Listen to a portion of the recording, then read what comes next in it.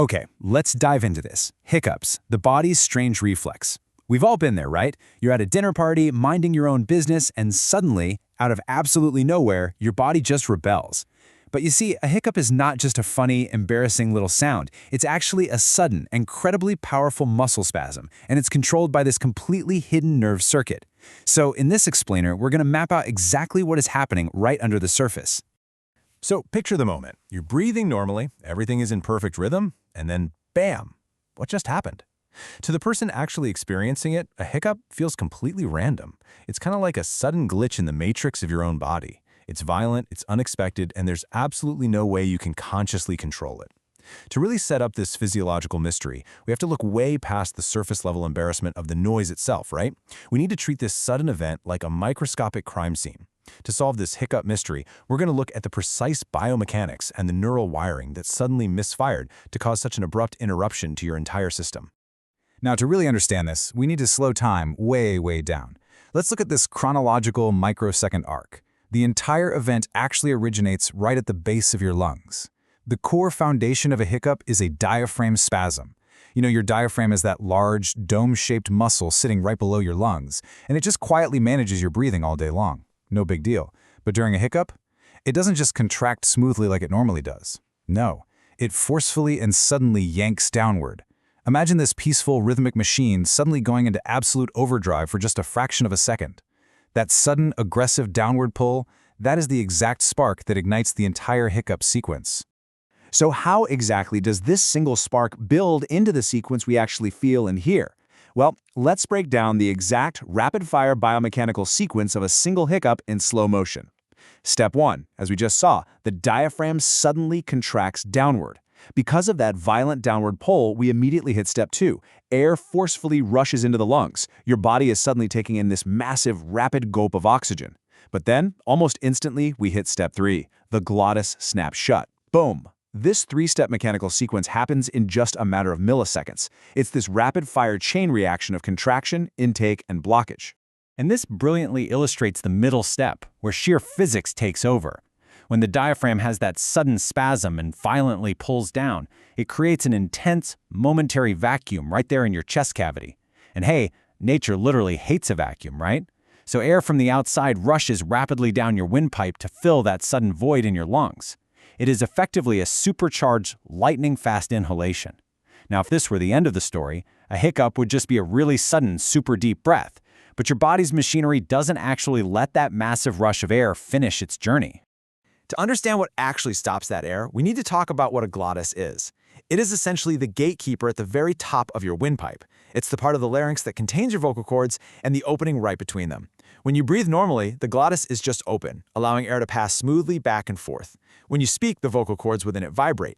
It's a highly sensitive, incredibly reactive piece of anatomical machinery, and it's designed to protect your airway and produce sound. And you guessed it, it is this exact biological gate that is about to violently interrupt that rushing vacuum of air. Literally a split second after that vacuum pulls the air in, the glottis aggressively closes. It just snaps shut. This is where the magic, or, the total annoyance happens. That massive rush of incoming air suddenly slams into a closed biological door. And the sudden collision of all that fast-moving air against the closed vocal cords of the glottis produces a very distinct sound wave. That sudden interruption of air is exactly what generates the recognizable sound wave we label as a hic. It's literally the acoustic signature of your airway slamming the brakes on a rogue breath. But why on earth does this happen in the first place? Well, the mechanical lungs and throat are really just the puppets here. We need to look at the puppet master up in the brainstem. This split-second sequence is actually driven by a hidden reflex arc. So a reflex arc is a neural pathway that controls a reflex action through the central nervous system involving various sympathetic pathways. Basically, it means your brain completely bypasses conscious thought. Just like when a doctor taps your knee and your leg instantly kicks out, a hiccup is a hardwired reflex. The signal travels into the central nervous system and shoots right back out to the muscles, causing this bizarre, totally involuntary respiratory glitch. So the absolutely crucial point here is understanding the specific neural architecture of this reflex arc. It fundamentally comes down to two major neurological players, the phrenic nerve versus the vagus nerve. By mapping out this neural wiring, we see a really fascinating intersection. The hiccup reflex occurs when the pathways of these two totally distinct nerves accidentally collide or, get their signals crossed within the central nervous system. These two nerves have very different day jobs in the body, but when they get agitated and miscommunicate with each other, they trigger the exact spasm and airway closure we just explored. Let's take a look at the first player. The phrenic nerve controls the diaphragm. It is the direct electrical wire running all the way down from your neck straight to that massive dome muscle at the base of your lungs.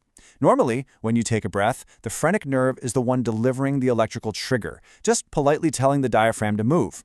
So, when the hiccup reflex is activated, the phrenic nerve is the main culprit delivering that rogue, high-voltage jolt. It's the direct trigger that causes the diaphragm to suddenly yank downward, forcefully kicking off step 1 of our biomechanical sequence. Then, we have the other side of the equation. The vagus nerve helps link breathing and digestion. This vagus nerve is a massive, wandering nerve that bridges the gap between your gut, your heart, and your respiratory system. It constantly monitors what is happening in your stomach and relays that information right back up to the brainstem. And this connection right here, this is the key to solving our physiological mystery, because the vagus nerve links the digestive tract with the reflex centers in the brain. Every day, normal activities in your stomach can inadvertently send out these distress signals that completely cross over into the respiratory reflex arc. Which brings all this complex neurobiology right back down to our highly relatable everyday lives. Just look at these common triggers: drinking soda, eating way too fast, having a really full stomach, or even experiencing sudden emotional excitement. What do all these things actually have in common? Well, they expand the stomach or change our breathing patterns, which directly agitates that wandering vagus nerve. When you chug a carbonated drink or eat way too quickly, your expanding stomach physically presses against or irritates the vagus nerve. The nerve then sends a panic signal up to the brainstem, the wires cross with the phrenic nerve, and suddenly, boom, hiccup. Your digestive system essentially trips the fire alarm for your breathing system. Now, what's really interesting about this slide is that we can visualize all of this with a highly tactile analogy. Imagine the lungs as a simple balloon, okay? If your hand is pulling downward under that balloon, stretching it out, that is your diaphragm contracting, literally pulling air into the balloon. Now imagine pinching the opening of that balloon shut incredibly fast. That pinched opening, that's your glottis snapping shut. When the diaphragm pulls suddenly and the airway closes quickly, the physical force of that air being interrupted creates a sharp pop, or in our case, the recognizable hic sound. Seeing it mapped out exactly like this makes the invisible physical forces inside your chest incredibly easy to picture. Which brings us to a perfect summary and really the core takeaway of this explainer. A hiccup is the sound of your breathing system misfiring for a split second. When we picture that final mental diagram, the phrenic nerve suddenly shocking the diaphragm downward, the vagus nerve overreacting to a full stomach, and the vocal cords slamming shut against a massive rush of air, it completely demystifies the whole event. It is a complex, beautiful, and admittedly slightly flawed piece of biological wiring. So I will leave you with this. The next time you find yourself aggressively hiccuping after eating your lunch a bit too fast, will you just sit there and be annoyed, or will you marvel at the hidden, intricate neural circuitry that just totally hijacked your body?